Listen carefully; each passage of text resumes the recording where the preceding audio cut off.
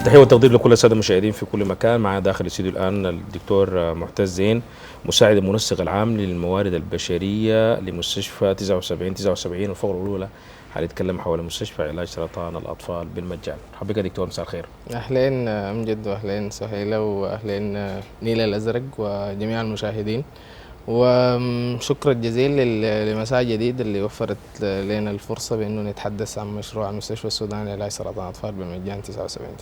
جميل جدا. يعني دكتور معتز، قبل ما نتكلم عن المشروع ده، مشروع كبير جدا وضخم جدا، ولو إن شاء الله نجح يعني حيقلل الإصابة أو نقول إنه حيتم علاج عدد كبير من الأطفال المصابين بسرطان سرطان بمختلف أنواعه. طيب في البداية عايزين نتكلم عن إنه السرطان ذاته مسبباته شنو، أنواعه شنو، علاجه كيف، نتكلم عنه بصورة عامة يعني. اوكي. في البداية السرطان واحدة من الأمراض اللي مشكلة هاجس كبير للناس في المجال الطبي وحتى للمجتمع عموما. وده نسبة لأنه المعلومات الأساسية عن السرطان ما مملكة لكل الناس. السرطان هو مجموعة من الأمراض بتتميز في العادة بأنه يكون في معدل انقسام غير طبيعي للخلايا، والانقسام الغير طبيعي ده دائما بيقوم بيولد ورم. الورم ده بيأثر على الأعضاء المحيطة، ويمكن برضو انه ينتقل عن طريق الدم او الغدد الليمفاويه لباقي اجهزه الجسم. والكلام ده بيدي لظهور اعراض مختلفه في مختلف الاجهزه، ما جهاز واحد من اجهزه الجسم. وده دائما بتكون المساله الاساسيه في انه صعوبه علاج السرطان، في انه بيصيب اكثر من جهاز في الجسم. سرطان الاطفال بالذات بيختلف عن سرطان الكبار في انه الاطفال اصلا في مرحله بتاعت نمو فبالتالي المعدل اللي نحن بنتكلم عنه حيكون عندهم زايد. ده مما بيؤدي لانه يا اخي سرعه ظهور المرض وتطوره عند الاطفال. عموما الموضوع ده بيظهر عند الاطفال في شكل بتاعت اعراض عامه لقوناها مشتركه في كل الانواع السرطانات. اعراض مثلا بتاعت انه يكون في حمى غير معلومه السبب بتظهر عند الاطفال، او يكون في تعب وفتور عام عند الاطفال، يكون في انتفاخ في الغدد، يكون في نقصان حاد في الوزن، ويكون في آلام وتقرحات في المفاصل والعظام. إذا الأعراض دي ظهرت بصورة متكررة ولفترة طويلة، ده قد ما يكون مؤشر لأنه يكون لكن في بالتالي زي ما هي عند الأطفال لأنهم هم نموهم سريع مسارع، بالتالي كمان برضو تخيل لي علاجه بيكون نسبة العلاج بتكون أكثر من الكبار يعني. أكيد نسب علاج سرطان الأطفال أعلى من الكبار. ونسب العلاج نحن حاليا بنتكلم نسب الشفاء العالميه وصلت ل 80%. دي نسب شفاء تامه. نعم، نسبة الشفاء التام زي ما انت قلت 90%. 80%. نعم. طيب 80% دي ما بتتوفر يعني ما بتنجح ما لم يكون في مكان مهيأ، في أجهزة حديثة، في متابعة، في تفاصيل كثيرة جدا. صحيح. خلينا نبتدي معاك. نحن في الآونة الأخيرة حتى في أوساط الاجتماعية بنتحدث في إنه في ازدياد في نسبة الإصابة بسرطان الأطفال. صحيح. وأعتقد دي منها جات فكرة المستشفى هنا يكون في مستشفى خاص لسرطان الأطفال. نبتدي المشروع يبتدي من فكرة ومن بيتين، والآن أنت وصلت وين بشكل عام يعني؟ اوكي. بشكل اساسي فعلا نسب الاصابه بسرطان الاطفال في السودان عاليه جدا. طيب. ونحن بنتكلم عنه معدلات اصابه تفوق المعدلات العالميه، واحتمال حتى ضعف المعدلات العالميه. المعدلات العالميه 5%، نحن عندنا في السودان من 7 ل 10%. وما في زي ما اتفضلت بانه ما في مكان متخصص لعلاج سرطان الاطفال. كل الحاجات دي مجتمعه اضافه للتكلفه بتاعه العلاج الباهظه جدا واللي ما بتتوفر لاغلب الاسر السودانيه نسبه للوضع الاقتصادي المعلوم. كل الحاجات دي مجتمعه كانت الاسباب اللي ادت لانه الناس تفكر في انشاء مستشفى. الفكره الاساسيه في المستشفى جات من جمعيه بيت البلد الخيريه، واللي هي جمعية بتقودها نساء دستوريين على رأسهم السيدة ليلى محمد علي حرم النائب الأول رئيس الجمهورية ورئيس مجلس الوزراء القومي. بدأت الفكرة في 2015 في سبتمبر، فكرة بأنه ينشأ مستشفى متخصص لعلاج سرطان الأطفال بالمجان.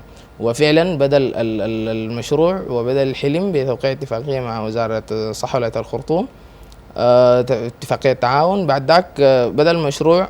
حاليا وصلنا بنتكلم عن 6 طوابق منشأة في شارع الحوادث غرب مستشفى جعفر بن عوف. بتكلم عن تشطيبات هندسية تشطب الطابق الخامس والسادس الرابع، وبقيه الطوابق تنازليا ماشيه تتشطب. المستشفى مر بمراحل عديده جدا، تقسمت الانشاءات فيه ل4 مراحل.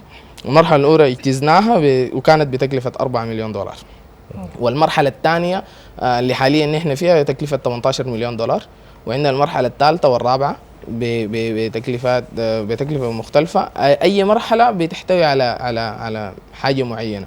بنتكلم عن الاجهزه، المعدات الطبيه والانشاءات. طيب الاجهزه دي هنا بقودني لسؤال مهم جدا، لانه برضه مستشفى الزر الخرطوم بيعاني من موضوع الاجهزه، لان تكلفتها ذاتها هي باهظه الثمن.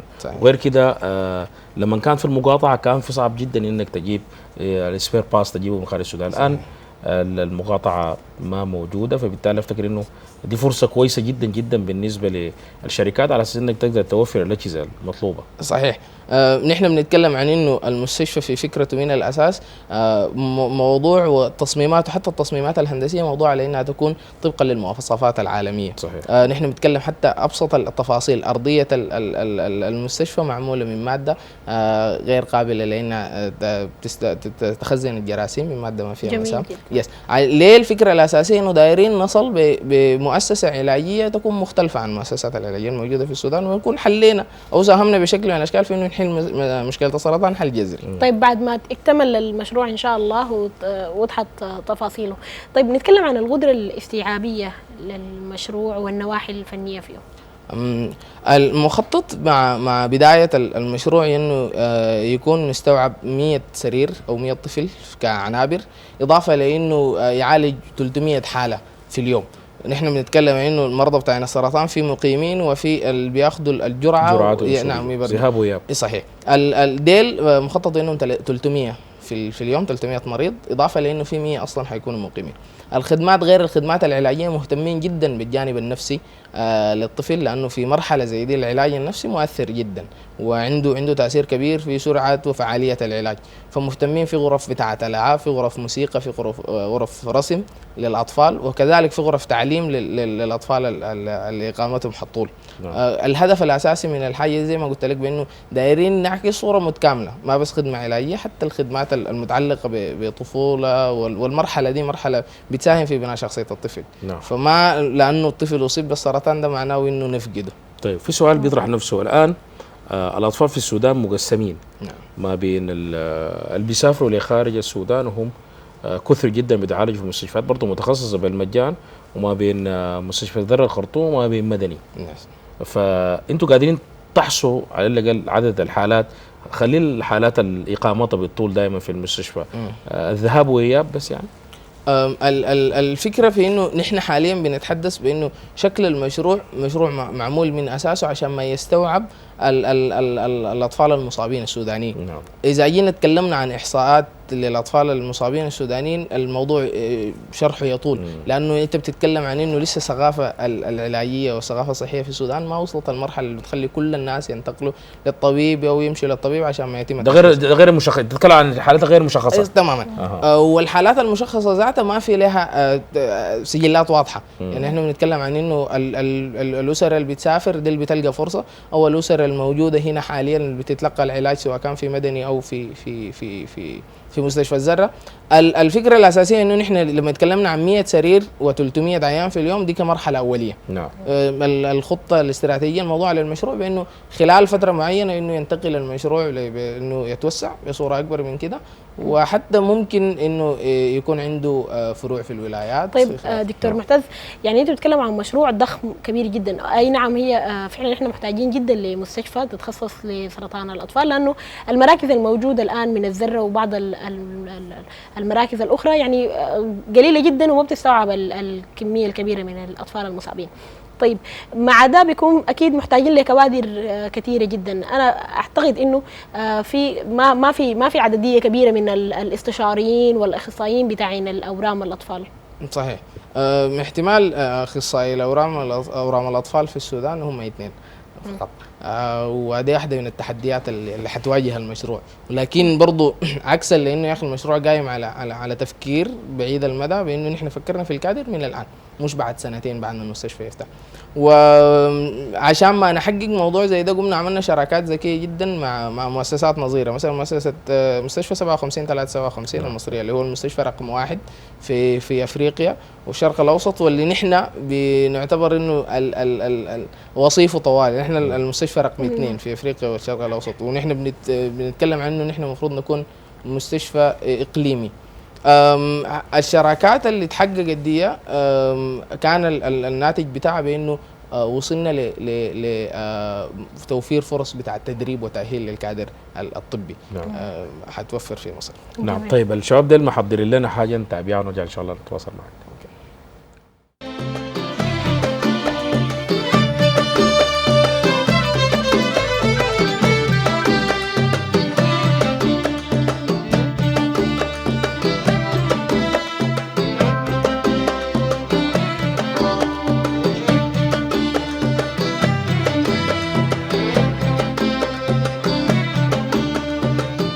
ناخد ايدينا الخضرا فوقك يا ارض الطيبين، ناخد ايدينا الخضرا فوقك يا ارض الطيبين، يا بنوت الحلة العبرة بشر الليلة عديلة وزين، عديلة وزين، عديلة وزين.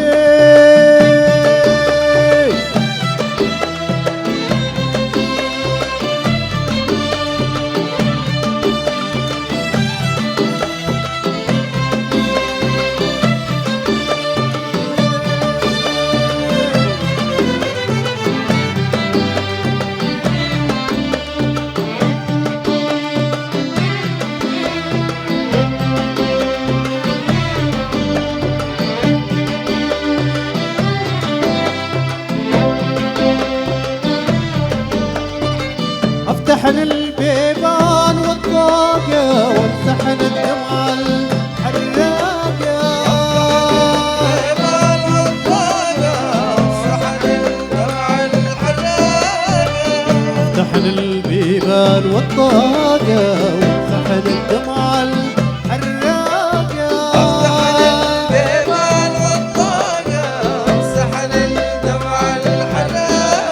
هنحمل بنحكي جمالنا نزحل واجعل متحدينا، هنحمل بنحكي جمالنا نزحل واجعل متحدينا، نشد الوطن نبل شواقة ناخد ايدينا الخضرا فوقك يا ارض الطيبين، ناخد ايدينا الخضرا فوقك يا ارض الطيبين، يا بنوت الحلة العمرة بشر الليلة عديلة وزين، عديلة وزين، عديلة وزين.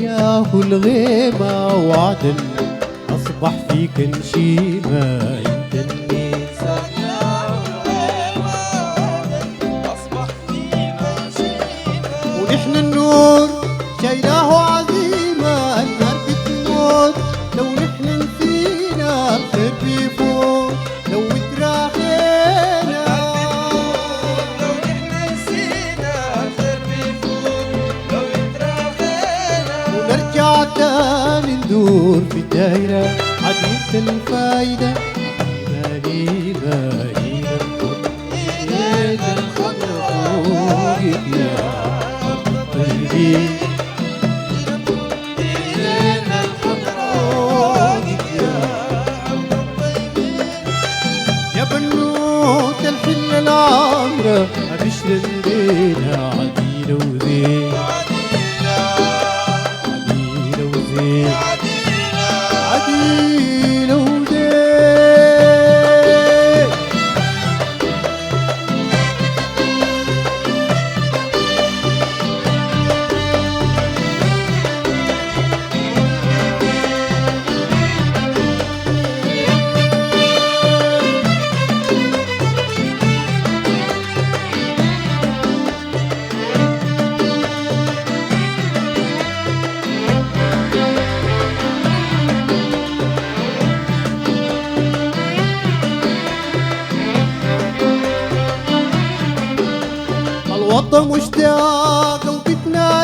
بتنادينا المطر بروقة بتشل عزينا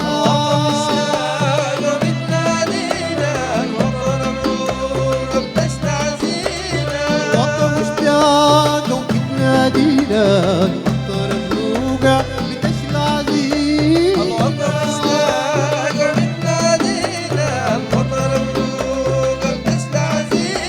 المطرة بتغسل الخوف نفينا الحب يضيع اهو نحن بدينا المطرة بتغسل الخوف نفينا الحب يضيع اهو نحن بدينا الحب يضيع اهو نحن بدينا ايدينا الخضرا فوق